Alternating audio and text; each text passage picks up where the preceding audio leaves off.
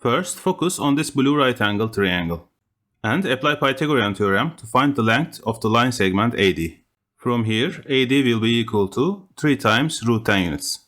Since ABCD is a square, all 4 sides must be equal. Then extend these two line segments to intersect at point T. After that, let's label this angle as A and this angle as B. So A plus B should be 90 degrees.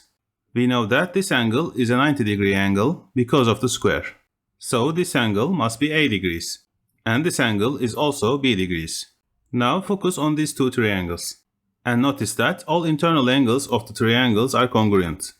So we can say that they are similar by angle-angle rule.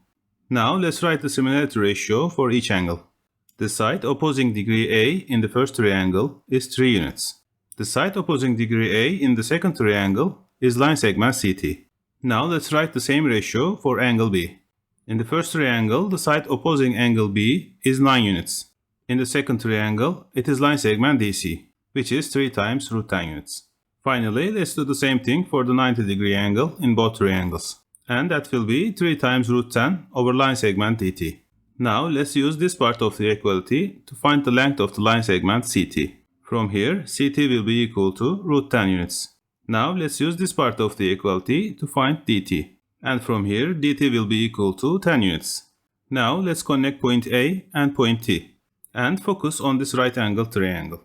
Now we can apply Pythagorean theorem to find the length of the line segment AT. From here, AT will be equal to 5 times root 10 units. Now notice that the entire shape is composed of two right angle triangles with a common hypotenuse.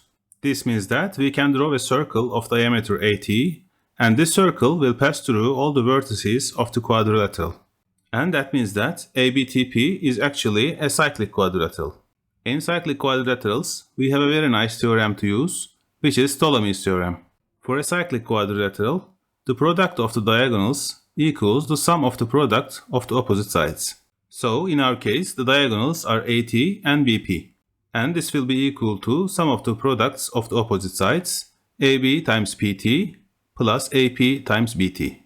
Now let's put the values we know into the equation, starting with AT, which is 5 times root 10 units. The other diagonal BP is our missing value. Side AB is 3 times root 10 units. The opposite side of AB is PT, which is 13 units. Side AP is 9 units. The opposite side of AP is BT, which is 4 times root 10 units. If we solve for BP, we will find that BP is equal to 15 units. And that is our answer. Now let's start our second solution method, which is much easier.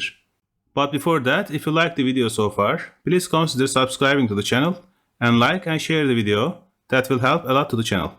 For the second solution method, let's first extend line segment AP to the left and drop a perpendicular to it from point B.